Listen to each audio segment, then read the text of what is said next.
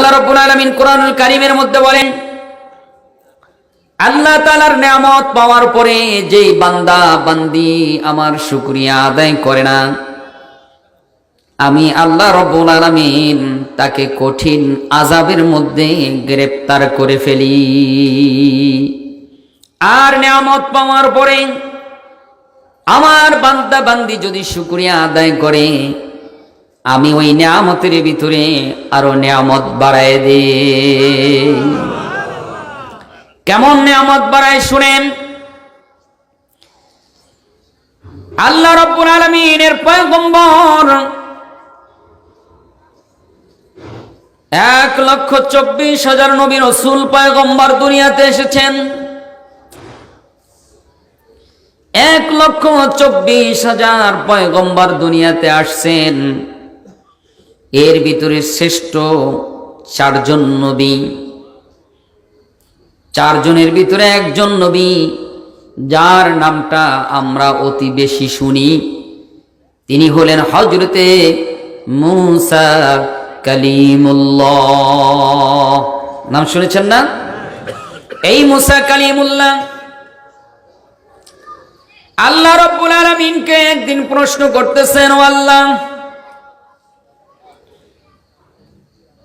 তোমার কাছে বড় জানার ইচ্ছা হয়, তোমার কাছে বড় জানতে ইচ্ছে হয়। তুমি যে বলো আমার তৌফিক ছাড়া বান্দা কোনো কাজ করতে পারে না, এই তৌফিকটা কি? এটা আমার জানার বড় ইচ্ছা। কি জানার ইচ্ছা? তৌফিক। আল্লাহ তাআলা যদি আপনাকে আমাকে এই মজলিসে আসার বসার তৌফিক না দিতেন, আমি কি আসতে পারতাম? আবার বলেন, আসতে পারতাম না। আল্লাহ তাআলা আমাদেরকে তৌফিক দিয়েছেন, এই জন্যই আমরা আসতে পেরেছি। ওই মূসা আল্লাহর কাছে জিজ্ঞাসা করে, আল্লাহ, আমার বুঝে আসে না, তোমার তৌফিক ছাড়া কিভাবে আমরা কিছু করতে পারি নাই, তৌফিকটা কি আমাকে একটু বুঝায় দাও। আল্লাহ রাব্বুল আলামিন মূসাকে ডাক দিয়ে বলে, ও মূসা, তোমার যদি এটা বুঝতে হয় তাহলে তোমাকে আমি 3টা প্রশ্ন করব। 3টা প্রশ্নের উত্তর একটাই হবে, আর এই 4বার প্রশ্ন করার পরে তুমি উত্তর দিবা। বন্ধুগণ আমার, ভাইরা আমার, হঠাৎ করে যদি কোনো সময় কারো ইন্টারভিউ দিতে হয়, এই ইন্টারভিউর সময় আমরা একটু স্বাভাবিকভাবে প্রস্তুতি গ্রহণ করি। কেমন প্রস্তুতি? মনে করেন যদি কোনো যুবক আর যুবক, 2 অ্যাটারম্যান, তারা যদি কুস্তি লড়া আরম্ভ করে, তাহলে তারা আগে একটা প্রস্তুতি নেয়। এভাবে আল্লাহ রাব্বুল আলামিন বললেন, মূসা, তুমি তাহলে প্রস্তুতি নাও। আমার তৌফিক কি জিনিস সেটা আমি তোমাকে বুঝাইব। সুতরাং এটা বুঝতে হলে আমার 3টা প্রশ্ন হবে, আর এই 3টা প্রশ্নের উত্তর তোমার এক কথায় দিবা। কয় কথায়? এক কথায় দিবা। জানতে ইচ্ছা করে? 3টা প্রশ্ন আর এক কথায় যদি উত্তর। অনেক সময় আমরা ছোটকালে ধাঁধা পড়ছি না, যে এক কথায় উত্তর দিতে হবে, বা আবার ক্লাস 3 থেকে 3, 4, 5 এগুলোর মধ্যে এরকম প্রশ্ন আসে যে এক কথায় উত্তর দাও। আল্লাহ রাব্বুল আলামিন মূসাকে জানাই দিলেন, মূসা, আমি 3বার প্রশ্ন করব, তুমি এক কথায় উত্তর দিবা, এজন্য তুমি প্রস্তুত হও, তুমি রেডি হও। মূসা নড়াচড়া দিয়ে 8 করে দাঁড়ায় গেছেন। দাঁড়ায় আল্লাহ রাব্বুল আলামিন মূসাকে বলছেন, মূসা, তুমি কি রেডি? মূসা বলে, ইয়েস, আমি রেডি। যদি তাই হয় মূসা, শোনো, হোয়াট ইজ ইউর নেম? তোমার নাম কি? কে জিগায়? আল্লাহ পাক জিজ্ঞাসা করতেছে মূসারে, যে মূসা, তোমার নাম কি? মূসা কোনো উত্তর দেয় না। আবার আল্লাহ রাব্বুল আলামিন 2য়বার জিজ্ঞাসা করলেন, ও মূসা, তোমার নাম কি? 3য়বার আল্লাহ জিজ্ঞাসা করলেন, what is your name? Musa, তোমার নাম কি? 3বার প্রশ্ন করার পরে মুসা কোনো উত্তর দিতে পারে না, শুধু মাথাটা নাড়ায় আর গর গর গর গর করে চোখ দিয়া পানি ছেড়ে দেয়। মুসা হতভম্ব হয়ে গেছে, কেন উত্তর দিতে পারল না? মুসার তো জবানেই ছিল, জিহ্বাটা জিহ্বাই ছিল, পা ঠিকই ছিল,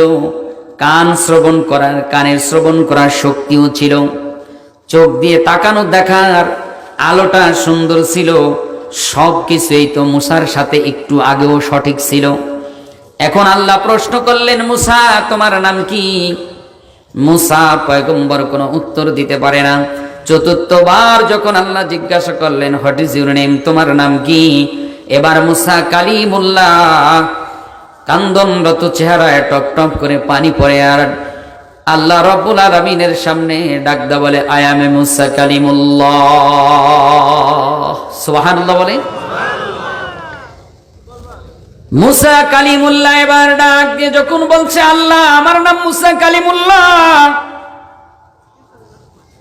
মুসা তাৎক্ষণিক সে অবস্থায় সেজদায় পড়ে গিয়ে গেছেন। সেজদায় পড়ে দিয়ে কান্দে আর বলেন, আল্লাহ আমার আর বুঝতে বাকি নাই, তুমি আল্লাহ তাআলা যদি আমি মুসাকে তৌফিক না দাও, আমার জবান থাকতেও আমি কথা বলতে পারি না। কথা বলেন ঠিক কিনা? এই জবান দিয়েছেন কে?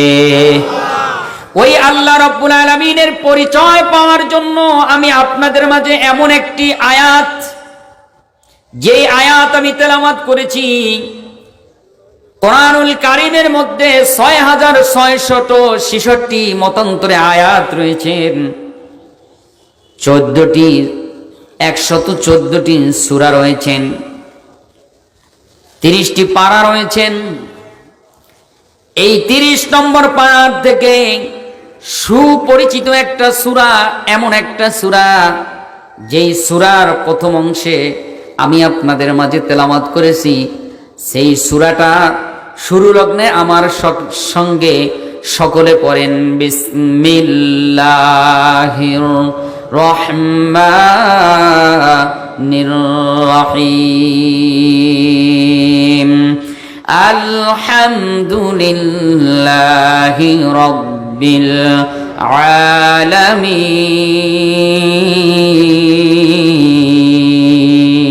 আল্লাহু আকবার বলেন।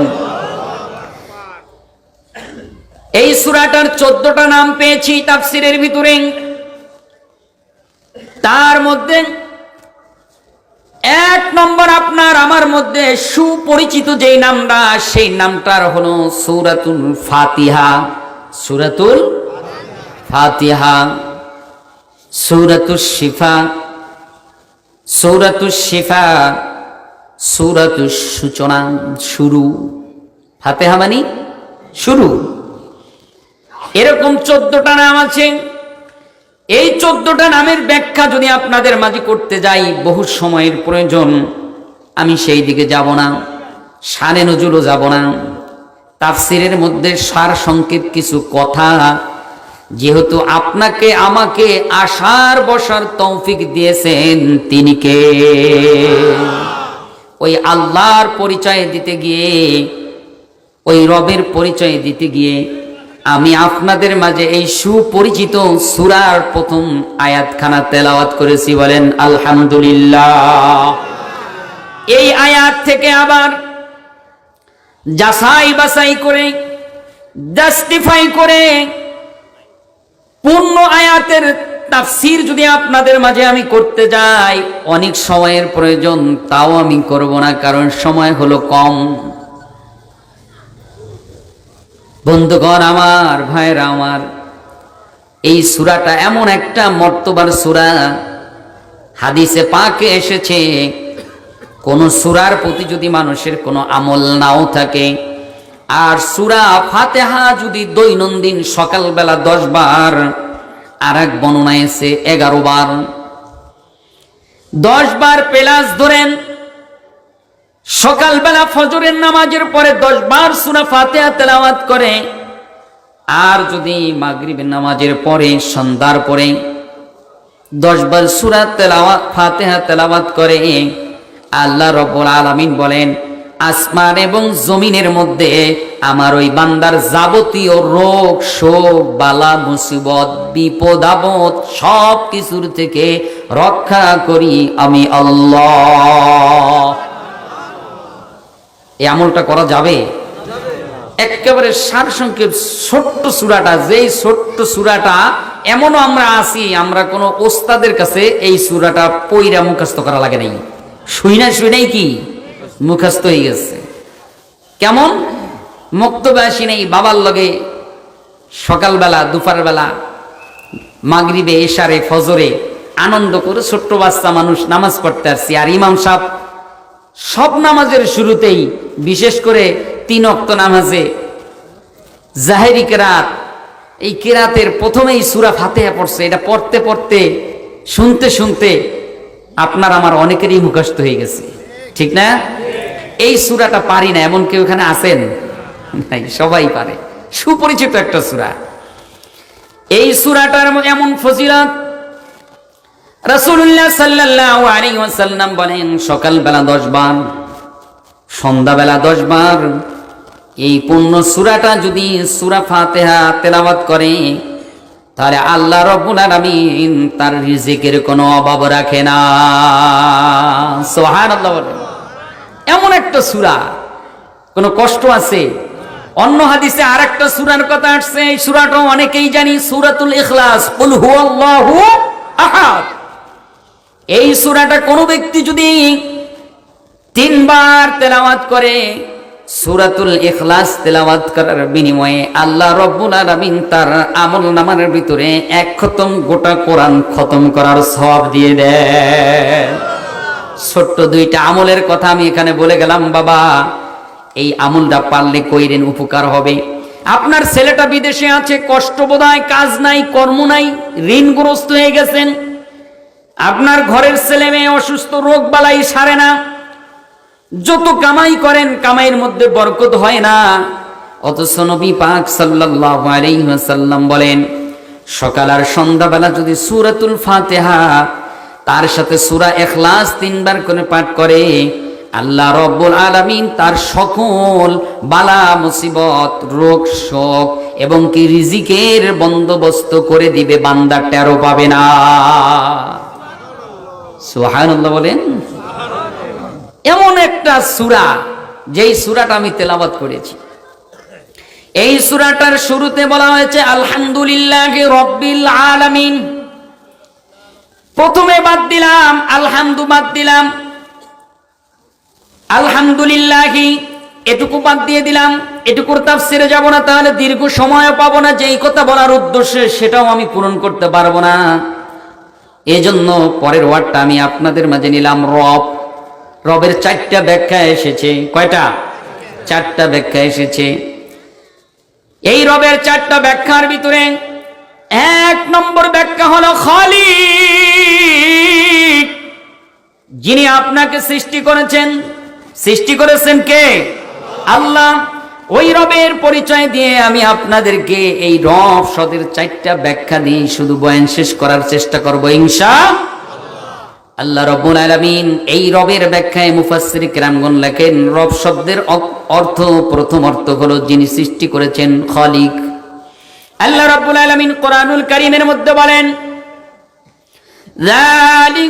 যালিকুমুল্লাহু রাব্বুকুম লা ইলাহা ইল্লা হুয়া খালিকু কুল্লি শাইইন ফা'বুদু। আল্লাহু আকবার বলেন। আল্লাহ রাব্বুল আলামিন বলেন আমি আল্লাহ রাব্বুল আলামিন তোমাদেরকে সৃষ্টি করেছি, অতঃপরে আমি ছাড়া তোমার কোনো ইলাহ নাই, আর আমি ছাড়া তোমার কোনো রব নাই, আমি ছাড়া তোমার কোনো প্রভু নাই, আমি ছাড়া তোমার কোনো মনিব নাই।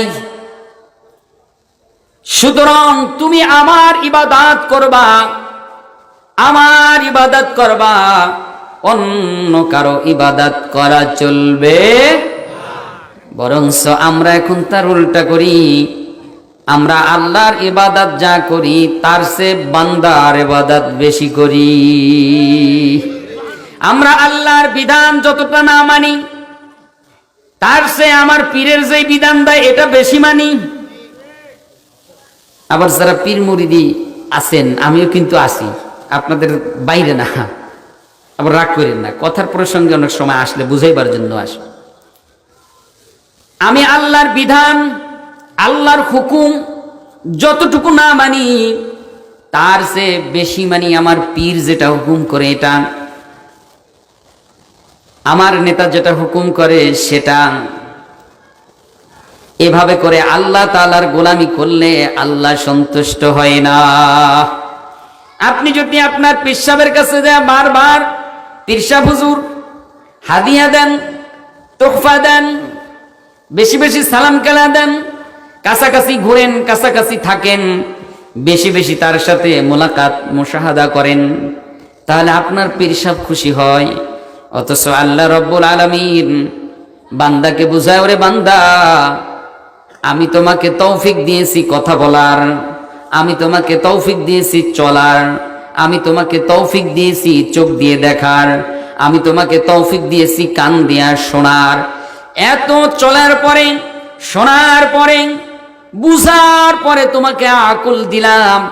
এই আকল দিয়া তোমার কি আকলে এতটুকু হোঁচট খেলো না যে বান্দা সদা সর্বদা সব কিছুর চেয়ে আমি আল্লাহর বিধানটাকে তোমার প্রাধান্য দাও।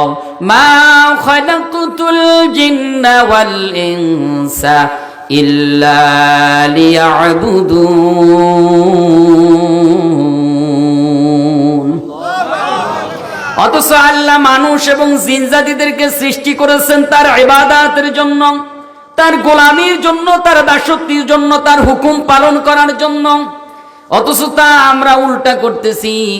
অথচ আল্লাহ রব্বুল আলামিন বলেন, হে বান্দা বান্দিরা তোমরা শোনো, আমি যে তোমাকে এমন সুন্দরভাবে সৃষ্টি করেছি, দুনিয়াতে যত মাখলুকত সৃষ্টি করেছি এত উত্তম সুন্দরভাবে আমি তোমাদেরকে বানাইছি, যা অন্য কোনো প্রাণীকে বানাই নাই। কেমন সুন্দর করে বানাইছেন আল্লাহ রাব্বুল আলামিন কোরআনুল কারীমের মধ্যে বলেন, লাকাদ খালাকানাল ইনসানা ফি আহসানি তাকওয়িম।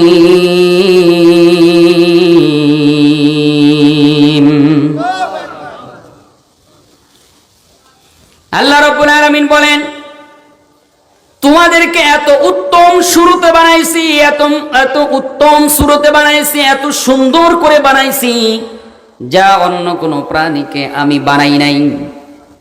কেমন সুন্দর করে বানাইছেন তার কিছু কথা, তার ব্যাখ্যাগুলো আপনাদেরকে দেই। আল্লাহ রাব্বুল আলামিন আপনাকে দুটো ঠোঁট দিয়েছেন, একটা জিহ্বা দিয়েছেন, দুটো কান দিয়েছেন, নাক দিয়েছেন, চোখ দিয়েছেন, হাতের মধ্যে আঙ্গুল দিয়েছেন, আঙ্গুলের ভিতরে কর দিয়েছেন, দুটো পাও দিয়েছেন। এত সুন্দরভাবে বানাইলেন, এত সুন্দরভাবে সৃষ্টি করলেন, এত সুন্দরভাবে সৃষ্টি করে জায়গায় জায়গায় যেখানে যা প্রয়োজন সেখানে সেটিং আর ফিটিং করে দিলেন, যাতে আপনার চলার জন্য কোনো অসুবিধা না হয়। কত উত্তম ভাবে আপনাকে বানাইছেন, সুবহানাল্লাহ। এমন উত্তম ভাবে বানাইছেন, ধরে নেন আপনাকে উদাহরণ দিয়ে বুঝাই। আল্লাহ তাআলা আপনাকে জিহ্বা দিয়েছেন, মুখ দিয়েছেন খাওয়ার জন্য, নাক দিয়েছেন ঘ্রাণ নেওয়ার জন্য। এই নাকটাকে যদি মুখের উপরে না দিয়া, নাকটাকে যদি আপনার মাথার উপরে দিত, কপালের উপরে দিত, অথবা পিছন দিক দিয়া নাকটা দিত, তাহলে আপনি যে খাবার খাইতেন, ঘ্রাণ নিতেন, এই খাবারটা বাসি না ভালো, পচা না ভালো, এই নাক সাহেবকে পিছনে ধরে তারপরে জিজ্ঞাসা করা লাগতো, নাক সাহেব বলো দেখি এটা ভালো না পচা, বাসি না গান্দা, এটা বলা লাগতো। তারপর নাক সাহেব যদি আপনাকে অনুমতি দিত তাহলে মুখ দিয়ে খেতে পারতেন। অথচ আল্লাহ সেটা করে নাই, মুখের উপরে নিবেন, ওটার ঘ্রাণটা অটোমেটিক আপনার নাক দিয়ে চলে যাবে। আল্লাহ এত সুন্দর করে বানাইছেন। এত সুন্দর করে আল্লাহ বানাইলেন, অথচ সেই আল্লাহর কদমে একটু সেজদা দিতে কি মন চায় না? এই সৃষ্টির সুন্দর করে বানাইলেন। কেমন সুন্দর বানাইলেন! দুটো পা আপনাকে দিলেন, এই পা দুটোর ভিতরে আল্লাহ এমন চামড়া ফিটিং করে দিলেন, আপনি বাংলাদেশ নয় সারা বিশ্বের ভিতরে সবচেয়ে দামি জুতার নাম হলো বাটা কোম্পানির জুতা। এই বাটা কোম্পানির জুতা, এক জোড়া জুতা যদি আপনি 5,000 10,000 টাকা দিয়ে ক্রয় করেন, ক্রয় করার উপরে কিছুদিন যখন পা দিয়ে রাস্তা দিয়ে চলবেন, কিছুদিন পরে দামি সোলটা ক্ষয় হয়ে যায়, কয়েকদিন পরে আবার অকেজু হয়ে যায়, আবার নতুন আর এক জোড়ার প্রয়োজন হয়।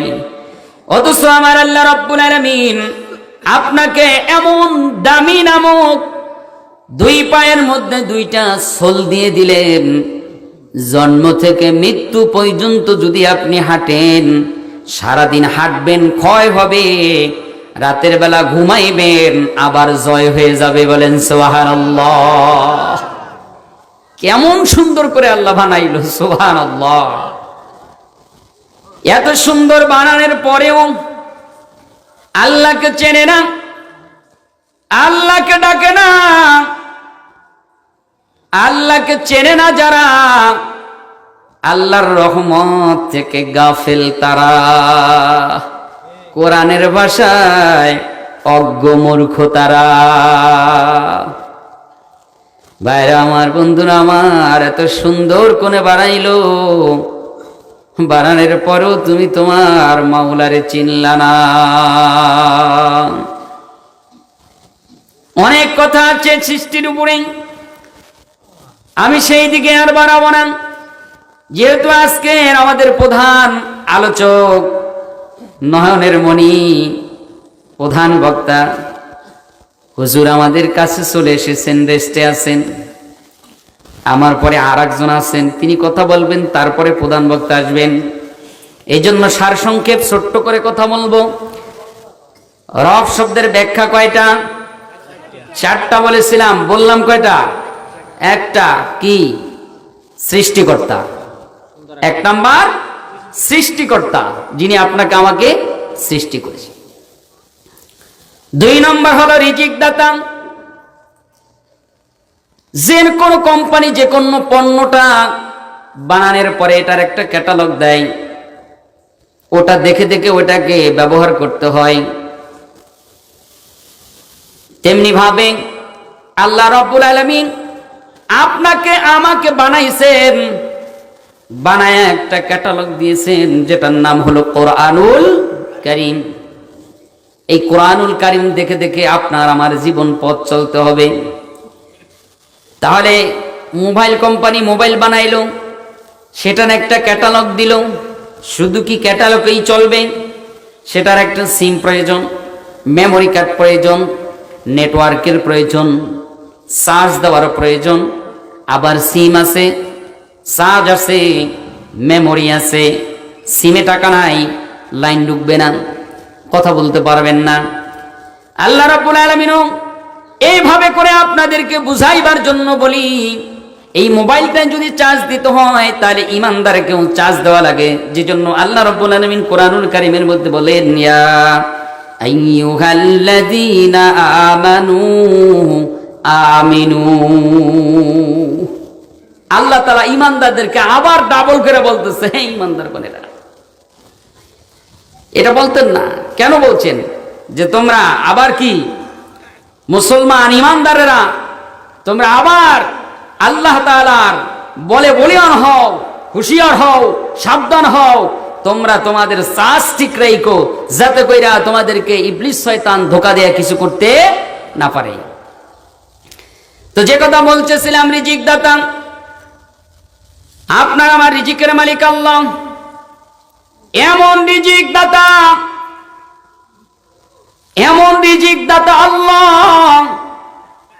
ওই আল্লাহ তাআলা কেমন করে রিজিক দিবেন, এটা আপনিও বুঝবেন না, আমিও বুঝবো না, কল্পনায়ও আসবে না। কেমন রিজিক দাতা এটা শোনেন। একজন পয়গম্বর ছিলেন, সারা দুনিয়াটা যিনি শাসন করেছেন, সারা দুনিয়াটা শাসন করেছেন। বলার সাথে সাথে আমার এক ভাই মাঝখান থেকে বলে এসেছে, সুলাইমান পয়গম্বর সারা দুনিয়াটা শাসন করছেন। সুলাইমান পয়গম্বর এমন একজন শক্তিশালী পয়গম্বর ছিলেন, সারা দুনিয়াটা শাসন করছেন। আল্লাহ রব্বুল আলামিন তাকে এমন একটা বাক ফাইন্ডার দিয়েছেন, এমন একটা তত্ত্ব দিয়েছেন, প্লেন দিয়েছেন, বিমান দিয়েছেন, যেটার ইঞ্জিন ছিল সুলাইমানের হুকুম আর বাতাস। সুলাইমান হুকুম করত, বাতাস উড়ায় নিয়ে যাইত। তাফসিরে পাওয়া যায় সুলাইমান পয়গম্বর এই তত্ত্বর মধ্যে জাহাজের ভিতরে এই প্লেন দিয়ে উড়ে সারা দুনিয়াটা সফর করে 6 ঘন্টার ভিতরে তার নিজ জন্মভূমি জেরুজালেমের ভিতরে আবার পৌঁছে যাইতে। সুবহানাল্লাহ বলেন। কয় ঘন্টা লাগতো? 6 ঘন্টায় সারা দুনিয়াটা ঘুইরা আবার তার জন্মস্থান জেরুজালেমে পৌঁছে যাইত। সুবহানাল্লাহ। এই সুলাইমান পয়গম্বরের একজন উজির, তিনি হুজুরের মুখ থেকে শুনেছেন আল্লাহ তাআলা প্রত্যেকটা প্রাণীর রিজিকের ব্যবস্থা করেন এবং কার কোনটা রিজিক এটা আল্লাহ তাআলা ফয়সালা করেন। আপনি আমি কখন কি খাবো, কখন কি খাবো, কখন কোন খাবারটা আমার আপনার হবে, এটা আপনিও জানেন না, আমিও জানি না। জানেন কে? ওই আল্লাহ তাআলা জানেন।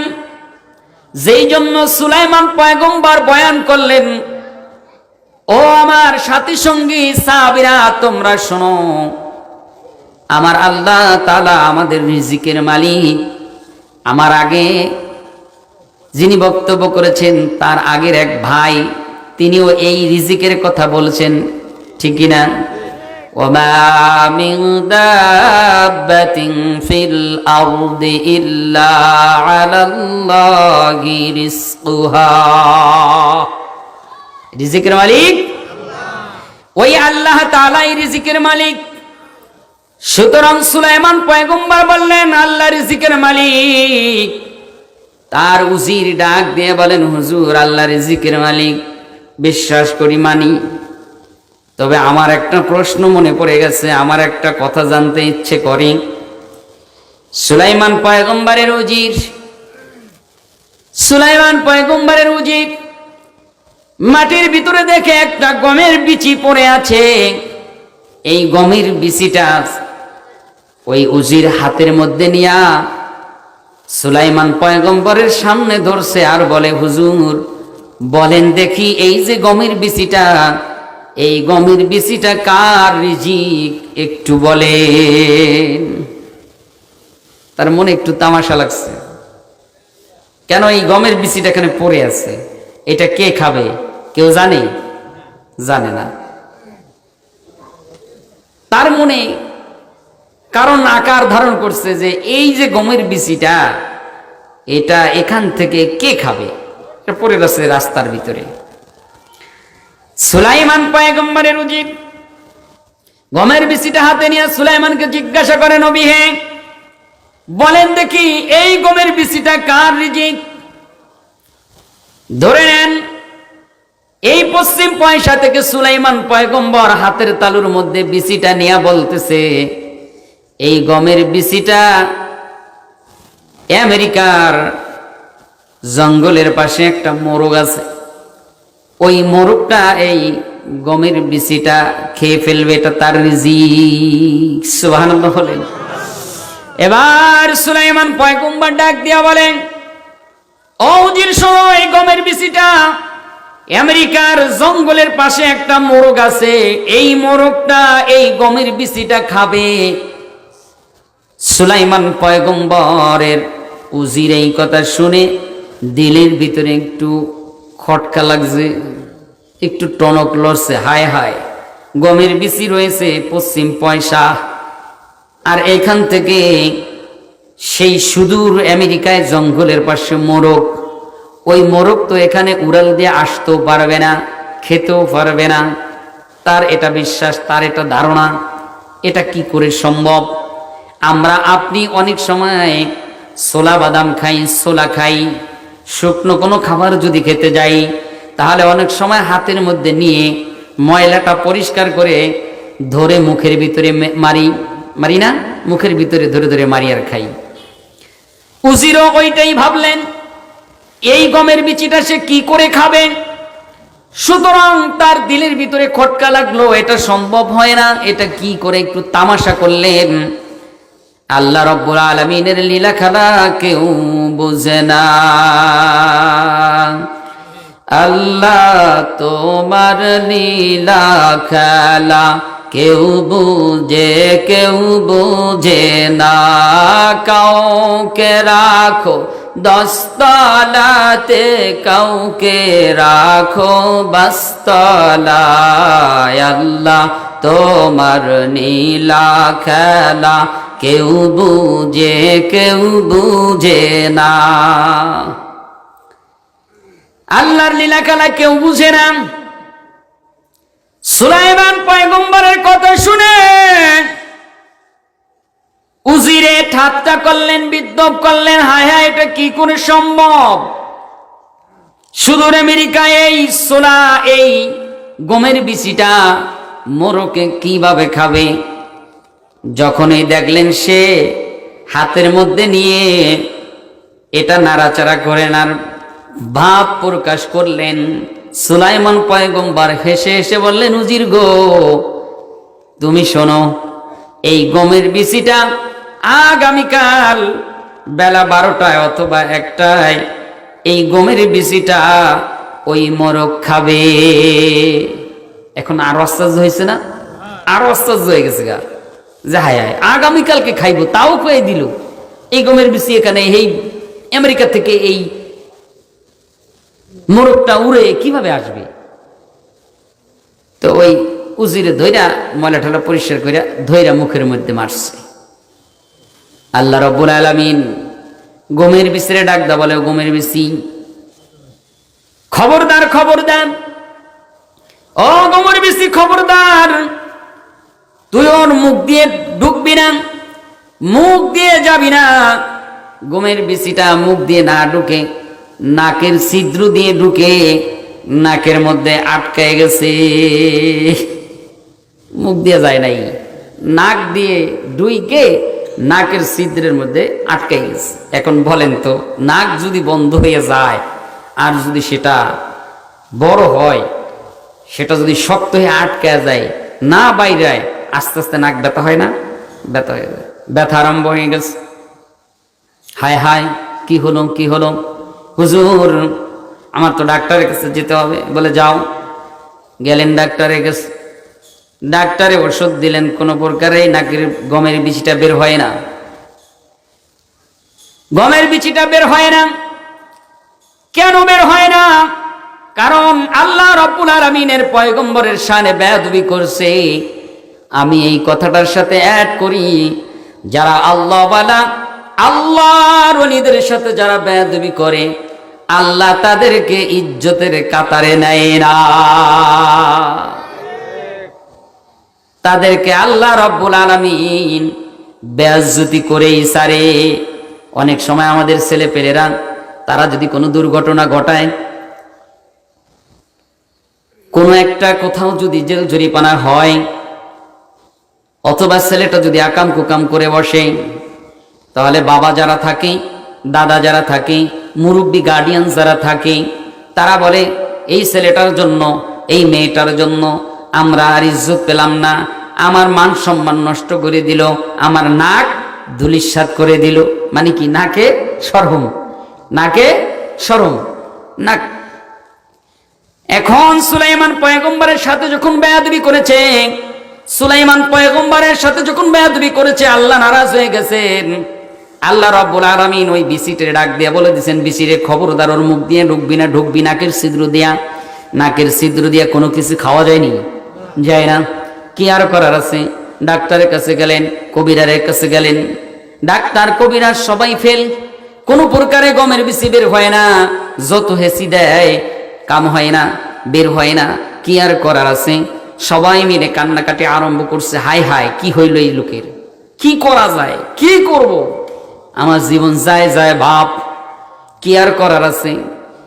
সব এমডিবিএস এসপিবিএস সবাই যায় বসলেন বোর্ডে, বোর্ডে বইরা সিদ্ধান্ত নিলেন, বোর্ডে বইয়া সিদ্ধান্ত নিলেন এই যে তোমার যে গমের বিচিটা নাকের ভিতরে ঢুকেছে, সুতরাং এইটা এখানে বাংলাদেশের পয়সার মাটিতে বের করা সম্ভব নয়। আমেরিকার মধ্যে আমাদের একজন প্রফেসর আছে, সেই প্রফেসরের কাছে যদি যাও তাহলে সেখানে গেলে হয়তোবা কোনো পর্যায়ে সে বের করে দিতে পারে, আর নচে তোমার নাক কাটা যাবে।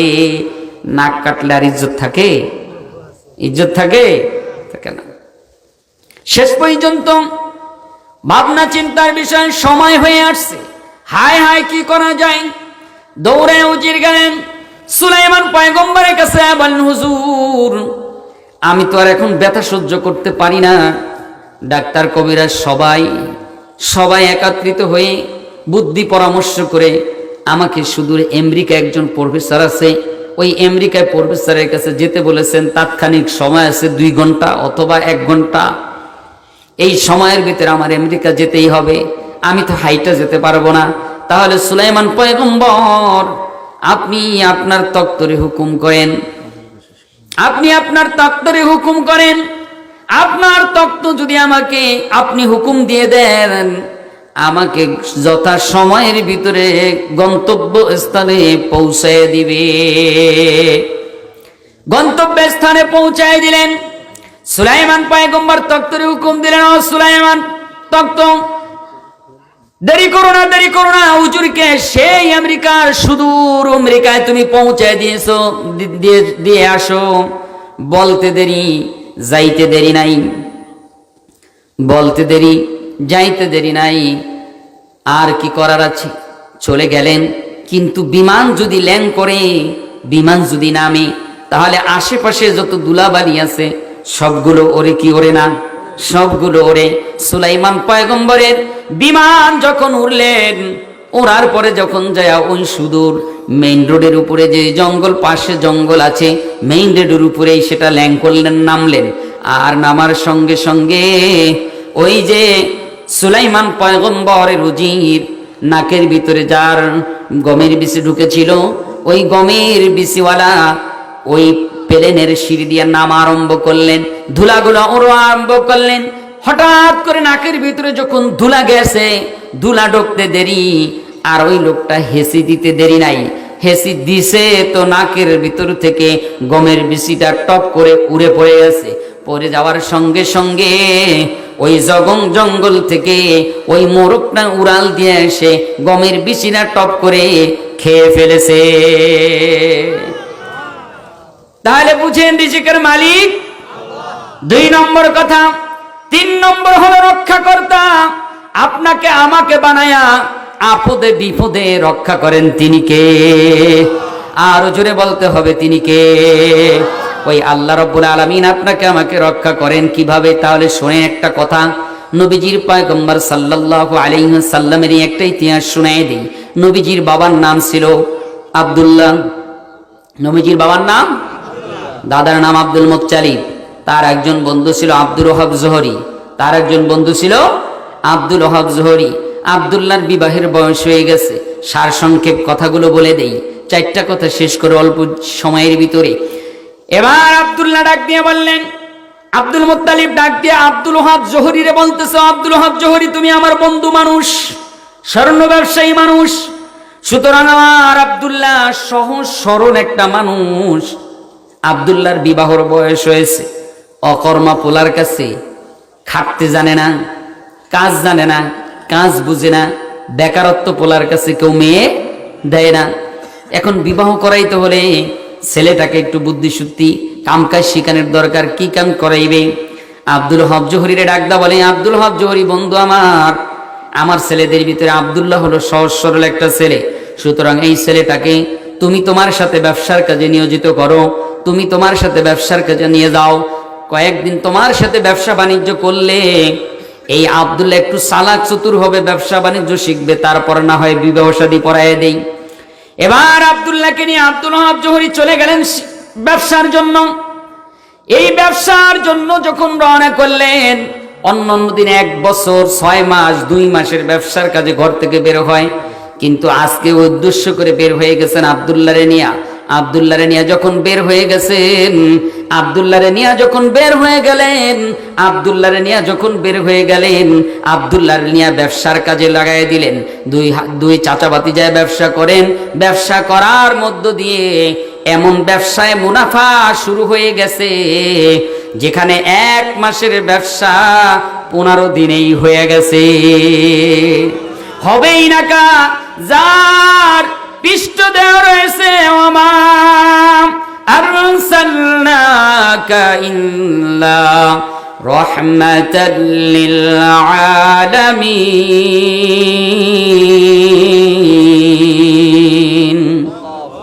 ওই আব্দুল্লাহর সাথে থাকার কারণে বরকত হয়ে গেছে। বরকতি নবী আব্দুল্লাহর পৃষ্ঠে থাকার কারণে আব্দুল ওহাব জোহরির ব্যবসায় বরকত হয়ে গেছে। 15 দিন ব্যবসা করার পরে চাচা ডাক দিয়ে বলতেছে, ভাতিজারে 1 মাসের মুনাফা, 1 মাসের ব্যবসা যখন 15 দিন হয়ে গেছে, সুতরাং এখানে থাকার আর কোনো প্রয়োজন নাই, চলো গ্রামের বাড়ি চলে যাই, দেশের বাড়ি চলে যাই। আব্দুল্লাহরে নিয়ে দেশে রওনা করছেন। হাঁটতে হাঁটতে জোহরের নামাজের পরক্ষণ সময়, মনে করেন এরকম একটা সময় হয়ে গেছে, অথবা আসর নামাজের পরক্ষণ সময়, বেলা ডুবন্ত এই অবস্থায় হয়ে গেছে। একটা সময়ের মধ্যে চাচা ভাতিজা আব্দুল্লাহ আর আব্দুল ওহাব জোহরি 2 জন রাস্তা দিয়ে যাইতেছেন। যাইতে যাইতে বালুময় ময়দান, যেখানে কোনো গাছ নাই, লতা নাই, তরু নাই, তাজা নাই, কিছু নাই, বালু আর বালু, মরুভূমির ভিতরে দিয়ে যাচ্ছেন।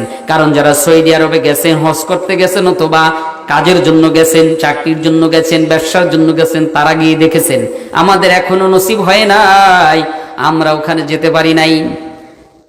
বন্ধুগণ আমার, ভাইয়েরা আমার, আব্দুল ওহাব জোহরি আর আব্দুল্লাহ 2 জনে মরু ময়দানে দিয়ে হাঁটছেন। হঠাৎ করে আব্দুল্লাহ ডাক দিয়া চাচারে বলতেছেন, চাচা গো, আমার হাজুদের ব্যাগ হয়েছে। চাচা আর ভাতিজা বোঝুনই তো ব্যাপার, লজ্জা শরমের ব্যাপার আছে। এখন এখানে তো কোনো গাছ নাই, কিসের আড়ালে যাবে? চাচা ডাক দিয়া বলে, ভাতিজারে, তো যদি জরুরতের প্রয়োজন হয়, তুই যুবক মানুষ, সুতরাং তুই একটু দূরে যা, আমি অন্যদিকে তাকায় থাকি। আব্দুল ওহাব জোহরি অন্যদিকে তাকায়ছেন, একটু দূরে যা। আব্দুল্লাহ জরুরত সারলেন। ইতিমধ্যে জরুরত সারতে যখন গেলেন, ওই দিক দিয়া ওই মরুময় ময়দানে 16 থেকে 17 জন ইহুদি পাদ্রী, তাওরাত, জাবুর, ইনজিল কিতাবের পণ্ডিত যারা ছিলেন, এই পণ্ডিতের ভিতরে 16 থেকে 17 জন ইহুদি পাদ্রী। এই ইহুদি পাদ্রীরা তাওরাত, জাবুর, ইনজিল রিসার্চ করে জানতে পারল মক্কা নগরী কুরাইশ বংশে আব্দুল মুত্তালিবের একটা ছেলে আছে আব্দুল্লাহ, যার ঔরসে রয়েছেন নবী মুহাম্মদুর রাসূলুল্লাহ সাল্লাল্লাহু আলাইহি ওয়াসাল্লাম। আর ওই নবী মুহাম্মদ যদি দুনিয়ায় আসে, তাহলে আমাদের ধর্মের গায়ে সুন কালিমা খায়া আমাদের ধর্মকে বিনষ্ট করে সত্যের জয়, ইসলামের বাণী, ইসলামের পতাকা উড়াই দিবে। যদি আমরা আব্দুল্লাহর ঔরসে মুহাম্মদ সাল্লাল্লাহু আলাইহি ওয়াসাল্লাম থাকা অবস্থায় আব্দুল্লাহকে যদি শেষ করে দিতে পারি, মুহাম্মদ দুনিয়ায় আসতেও পারবে না, আর আমাদের ধর্মের গায়ে সুনকালিও মাখাইতে পারবে না। এই কথা চিন্তা করে মক্কা নগরীর দিকে ছুটছেন 16 থেকে 17 জন পাদ্রী। হাঁটি হাঁটি পা পা করে আব্দুল ওহাব জোহরির দিকে আসতেছেন। আর আব্দুল ওহাব জোহরি যখন দেখলেন 16 থেকে 17 জন লোক আসতেছেন, আব্দুল ওহাব জোহরি ভাবছেন, এরা আর কেউ নয়, এরা এই ময়দানের ভিতরে ডাকাত ছাড়া আর কেউ নয়। সুতরাং এই ডাকাতের দলের সাথে আমরা চাচা ভাতিজা 2 জনে পারবো না। আমাদের স্বর্ণ মুর্দা যা আছে সব তারা ছিনতাই করে নিয়ে যাবে। এবং কি হতেও পারে আমাদেরকে মেরেও ফেলতে পারে। আমাকে মেরে ফেলুক, কোনো আফসোস নাই, কিন্তু আমি আমার বন্ধুর কাছ থেকে তার ছেলে সহজ সরল আব্দুল্লাহকে এনেছি আমানত হিসেবে। এই আমানত আমি তার কাছে কিভাবে ফিরাবো? সুতরাং আব্দুল্লাহকে কোনো প্রকারে মেরে ফেলবে এটা আমি চাই না। আমার স্বর্ণ মুদ্রা যা আছে এটা নিয়ে যায় যাক, আব্দুল্লাহকে আমার যেভাবেই হোক জীবিত ফিরাইয়ে দিতে হবে। কি আর করার আছে? ভাবতে ভাবতে 16 থেকে 17 জন পাদ্রী আব্দুল ওহাব জোহরীর সামনে এসে হাজির হওয়ার সাথে সাথে আব্দুল ওহাব জোহরীকে জিজ্ঞাসা করতেছে। আব্দুল ওহাব জোহরী ওই 16 থেকে 17 জন পাদ্রীকে জিজ্ঞাসা করে, ও ভাই তোমরা কোথায় যাও? বলে ভাই আমরা মক্কা নগরীতে যাইতেছি। বলে তোমরা মক্কা নগরীতে কেন যাও? বলে আমরা যাইতেছি আব্দুল মুত্তালিবের কয়েকজন ছেলে আছে, এই ছেলের ভিতরে একটা ছেলে আছে যার নাম আব্দুল্লাহ। ওই আব্দুল্লাহর ঔরসে জন্ম হবে নবী মুহাম্মদ রাসূলুল্লাহ সাল্লাল্লাহু আলাইহি ওয়াসাল্লাম। সুতরাং ওই আব্দুল্লাহকে যদি মেরে ফেলতে পারি তাহলে আর মুহাম্মদ দুনিয়া আসতে পারবে না, আমাদের ধর্মের গায়ে চুনকালিও মাখাইতে পারবে না। হায় হায় হায় হায়, বলে কি কয় কি? আব্দুল্লাহ তো আমার সাথেই। আমি আলোচনায় আবার একবারেই বলেছিলাম আব্দুল্লাহর সহজ সরল চোখ টিভি বুঝে না। অনেক ছেলেপাল এরকম আছে সাদা সিধা, তারা কোনো চোখের চাউনি বুঝে না, টিপটাপ বুঝে না, ঠিক না? এরকম সহজ সরল এক ধরনের ছেলেরা আছে। ঠিক আব্দুল্লাহ এরকম। আব্দুল ওহাব জোহরী চিন্তায় পড়ে গেছে, হায় হায়। আব্দুল্লাহ ওইদিকে তাকায় দেখে আব্দুল্লাহ হাজত ছেড়ে তার দিকে আসতেছে। 16 থেকে 17 জন পাদ্রী বললেন, তাওরাত, জাবুর, ইনজিল রিসার্চ করে আমরা যা পেয়েছি 4টা প্রশ্নের উত্তর আমরা করব মক্কা নগরীতে যায়া। এই 4টা প্রশ্ন যদি মিলে যায়, হ্যাঁ যা বললো সবই তো কি, সবই তো আমার সাথে। যার উদ্দেশ্য করে, যাকে কেন্দ্র করে মক্কা নগরীতে যাবে সে তো আমার এই সাথে। কিন্তু বলেছি আব্দুল্লাহ হচ্ছে সহজ সরল। আব্দুল্লাহ তার চোখের চাউনি বুঝে না, টিপটাপ বুঝে না।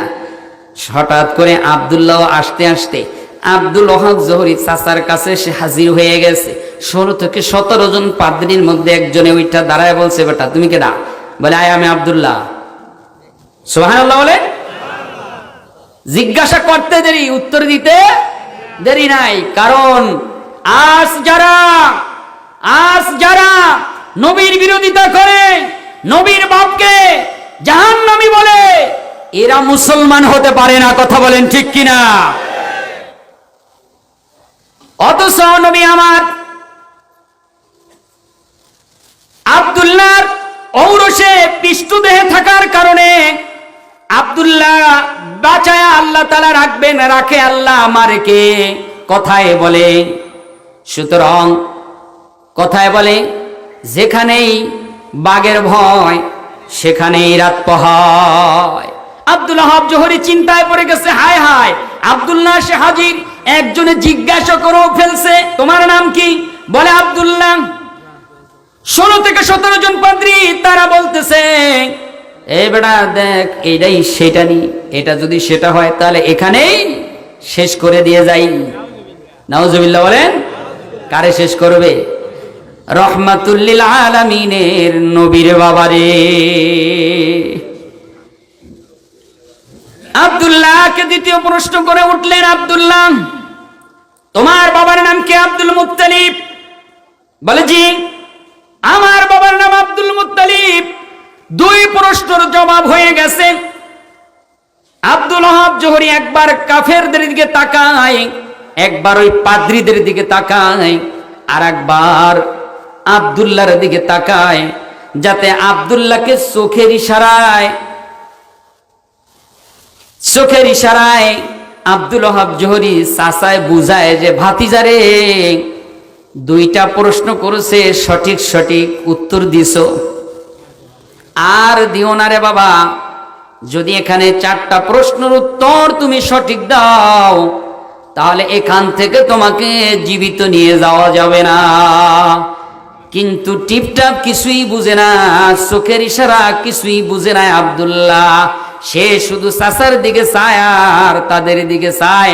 তৃতীয় নম্বর প্রশ্ন করার জন্য 16 থেকে 17 জন পাদ্রীদের মধ্য থেকে একজনে ডাগায়া বলতেছে, তোমার পিতা আব্দুল মুত্তালিব তিনি কি খানায় কাবার খাদেম? নবীজির দাদা তিনি খানায় কাবার খাদেম।